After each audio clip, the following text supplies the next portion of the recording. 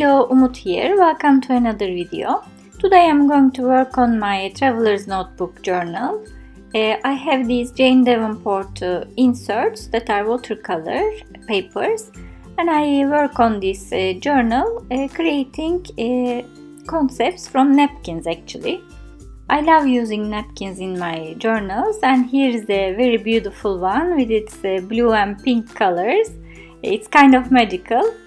So I like to take these images, cut them, stick it on my journals, and then complete it with paint and other mediums. You need to remove this backing to have a clear image. So I'm using this journal only to create journal pages from napkins. I'm going to stick this beautiful image on my page using matte medium.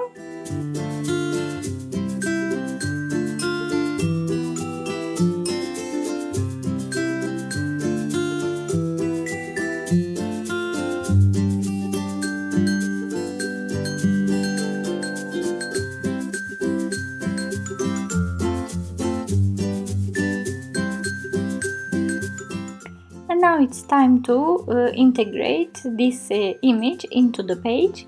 The best way to do this is to use similar colors as you see in the image.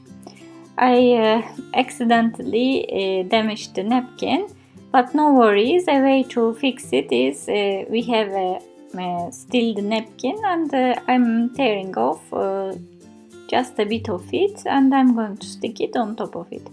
Since I'm going to use paints anyway to blend this napkin into the page, it won't even show. So the way to integrate this image to the page is to use similar colors. I'm going to use my distress paints today because I found that the most similar colors were in this range. So I started with Mermaid Lagoon, and I'm continuing with Faded Jeans. This way also I find it very nice because I can discover different color combinations and learn how to combine colors and how they behave with each other. So if you're a beginner as well, it's simpler because you have an image already with some colors, and you just look at it and try to integrate it using similar paints. I'm just trying to get rid of the edges as well, using the paint heavily here so that it covers it.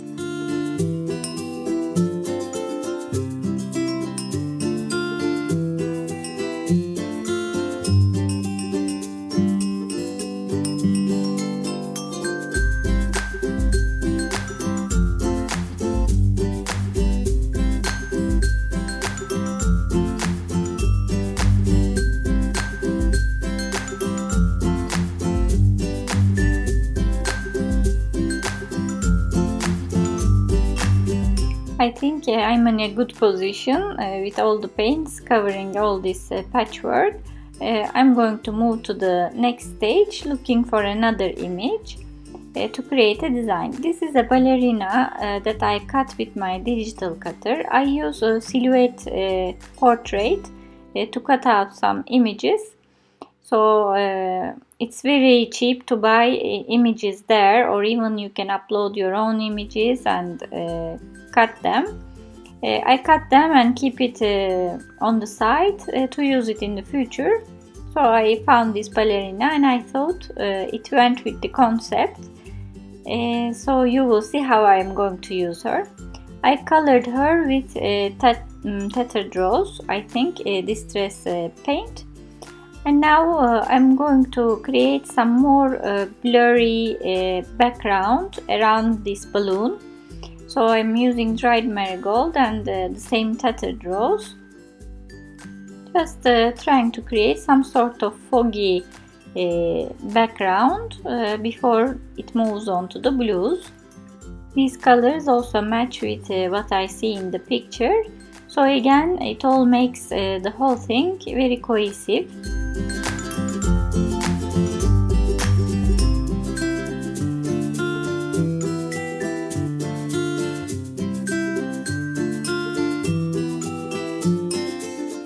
Now that I finished and lightened up the background a little bit, I decided that I want a darker ballerina.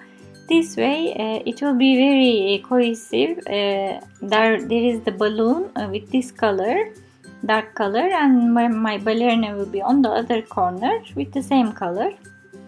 And I wanted to add some more magic.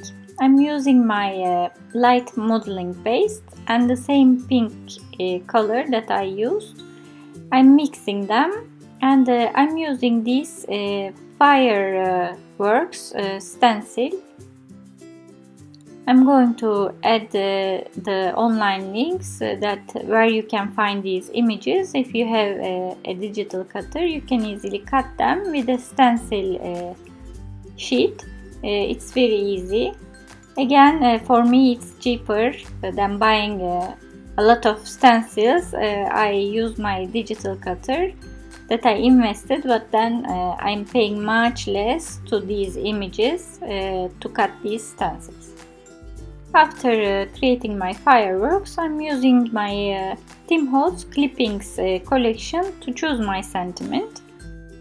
My sentiment is she whispered it softly under the stars. So it kind of goes with my page. I cut it in half and sticked it on my page. Now I'm using some stickles on her skirt because it looked a bit empty to me. And a bit of glitter never hurts. The color I'm using is gumdrop. While I'm on it, why not add a little bit glittery fireworks as well? So that's what I'm doing now.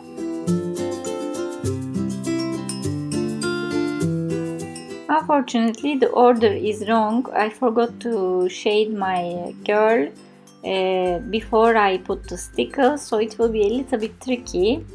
But I have to do this, otherwise it will look like she's sticked on the page and it won't be integrated to the background. And this gives a lot of depth, so I will still do it, trying not to touch to the stickers. And whenever the pen goes over my girl, I can always clear it with my baby wipe. And then use my paint again as I am doing now. I used my Faber-Castell big brush marker in blue just to go around my girl and give some shading. Now I'm going back to my stickers because this skirt looked a little bit weird to me. So I'm creating a bow like these glittery parts are coming from there. Like they are ribbons, and I'm going to give her a necklace as well. Last step as usual is to make some splashes to bring everything together. I'm using the same pink color, Picket Raspberry, just to do some splashes. And then you will see I will also use my white ink, which is Ecoline, to do some white splashes as well. I have some big blobs that I didn't want, so I'm going to clean it with my baby wipe. And the page is finished. I hope you like this magical page. I really love this balloon image that came with a napkin and my ballerina and the concept of fireworks and everything. If you like my projects, please don't forget to hit the like button. Share my videos in your social media with your friends, or subscribe to my channel if you haven't already. You will find the list of supplies down below at the description area or in my blog as usual. Thanks for watching and see you next time.